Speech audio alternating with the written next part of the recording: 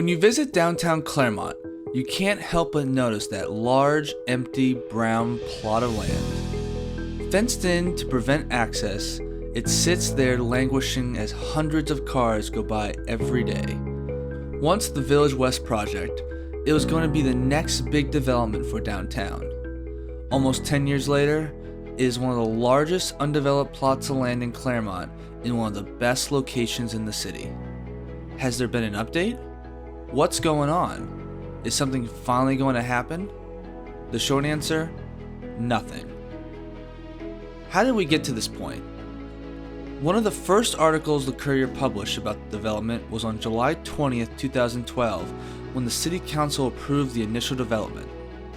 It was planned as a 4-story residential and commercial development with retail in the lower levels, a restaurant space, 140 parking spaces, apartments on the top floor, and a rooftop pool, similar in look and feel to the Packing House.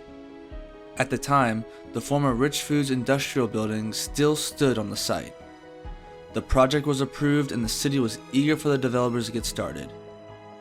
Nothing happened until April 2015, when the Courier announced that the project was ready to proceed with the demolition of the vacant industrial building, followed by the start of construction as soon as the demolition was completed. The old building was razed in June with construction planning for August. That never happened. It wasn't until the following summer that the Courier reported developers were finally ready to break ground. This is when trouble for the site began to become a reality. A September 2016 Courier article stated a parking lot was being considered until the owners, Denley Investments and Management, figured out what to do. It would be a temporary placeholder until the new building broke ground.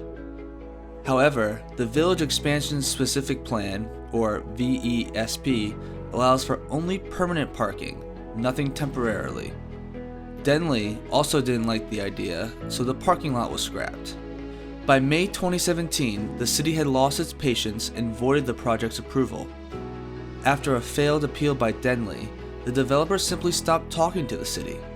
After roughly 2 years of failed promises to begin construction, the relationship had officially soured. When asked for an update, Brad Johnson, current director of community development, replied via email that Denley was unhappy with the city's decision to remove the entitlements, so their decision has been to let the land sit.